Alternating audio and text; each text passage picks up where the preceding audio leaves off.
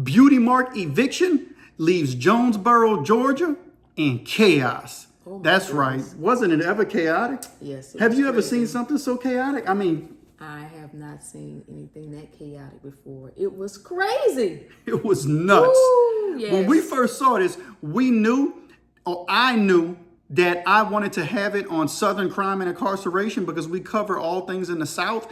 And this definitely had crime and incarceration written all over it because the local inmates were impacted. That's right. The sheriff department called out the local inmates to help resolve this situation. Bag up, bag up, bag up, bag it up. All right, here we go.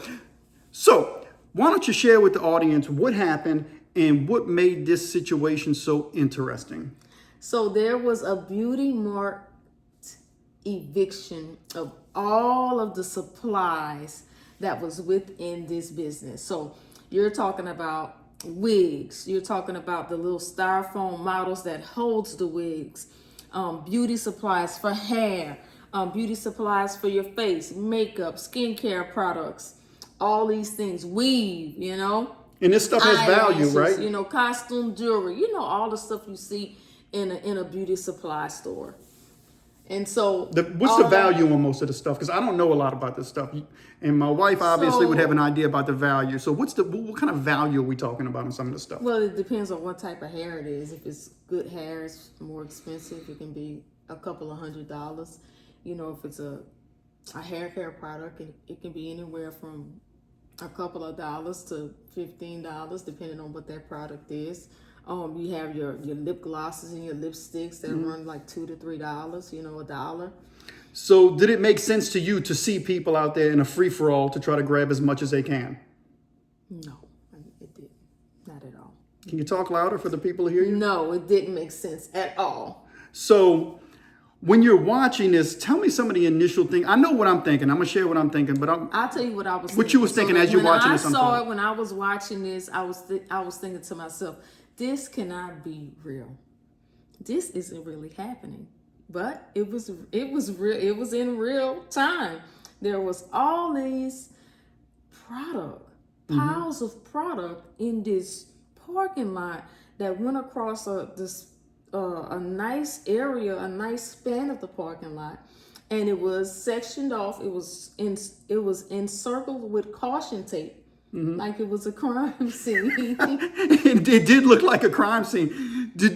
How many sheriffs do you think they had? They had at least I saw at least a dozen cop cars. They had a good amount of sheriffs there, but they had a lot more than they had more than a dozen cops. It was a lot of cop cars because they were doubled next to each other, and then some were single line, and it's almost like they were barricading around the caution tape to go around all the product to keep the people from getting to the products. And from what I know, some of those people that was in the crowd, they were arguing with the police officers, were not going back and forth with them and everything. And the police officers were explaining to them that the stuff wasn't free. Like you just can't take this stuff. Right. And so while they were, talking with them and going back and forth, I can imagine when it initially happened, there was a bigger crowd there. Right. But when the people realized that they were not going to get anything, the crowd kind of dissipated.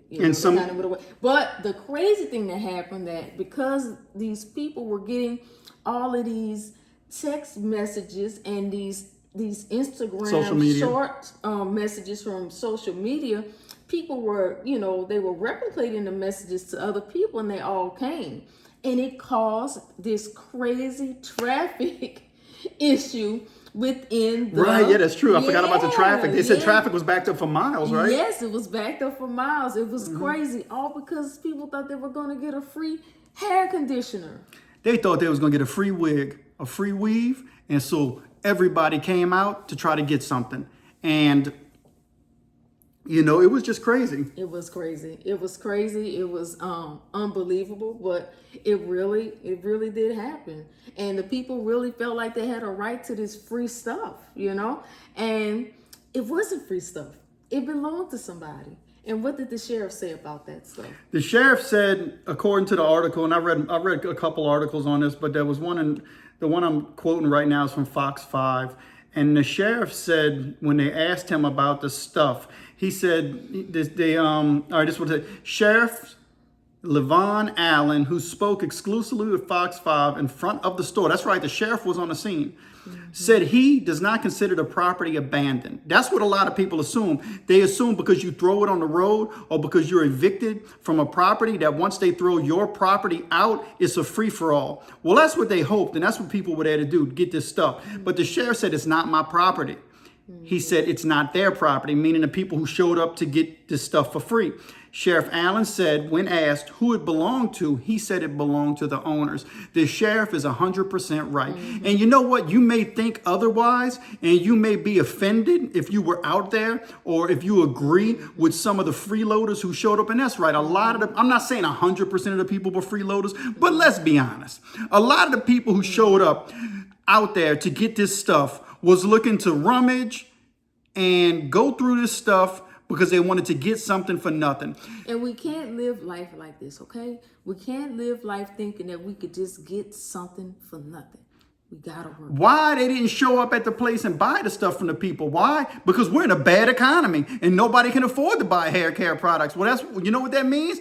You gotta get conventional on how you treat your beauty supplies. I know the beauty supply market, I don't know much, but I know it's an exponentially financial bank that companies make every year off this industry. And so when you think about the beauty industry, it's like $1 billion plus a year, industry, right? Right. You have like celebrities and entertainers, they're all getting into the beauty industry because it's such a lucrative place to be. You can make more money, And so it is amazing to me that this, when I saw it, I'm like, how in the world does a beauty mart not make it? A beauty mart not. And so they said that something happened with the owner. The owner was older, and the owner ended up passing away some years ago, and it was taken up by, I think, the children.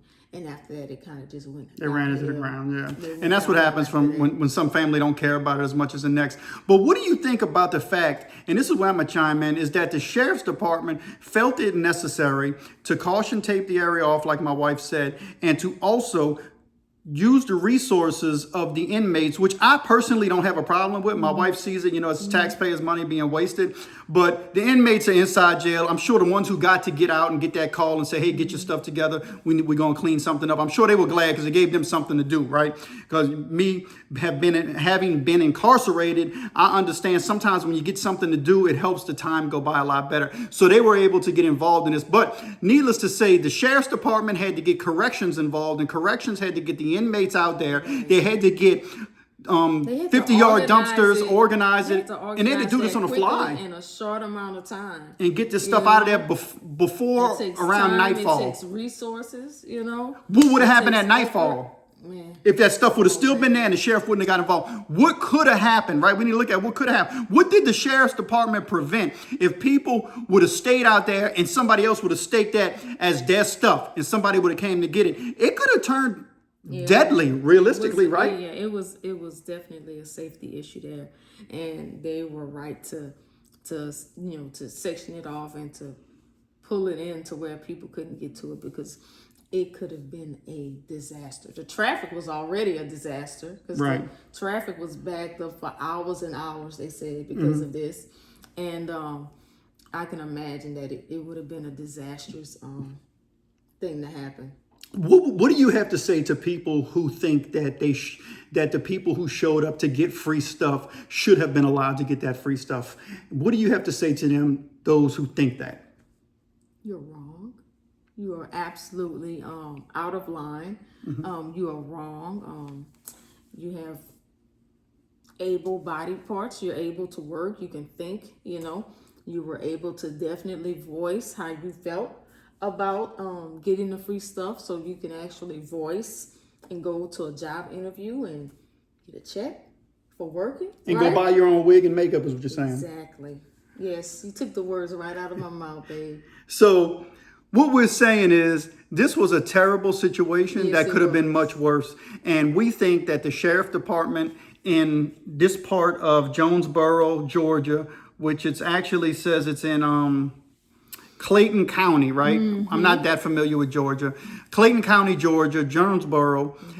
We think the sheriff's department and Sheriff Levon, however you pronounce his name, he did a great job with getting this cleaned up in a short amount of time, addressing it to the media. He spoke to the media. He didn't hide. He dealt with it, and we moved on. And yes, you got a lot of people around Jonesboro area. They got sour mouths because they couldn't get no free wigs.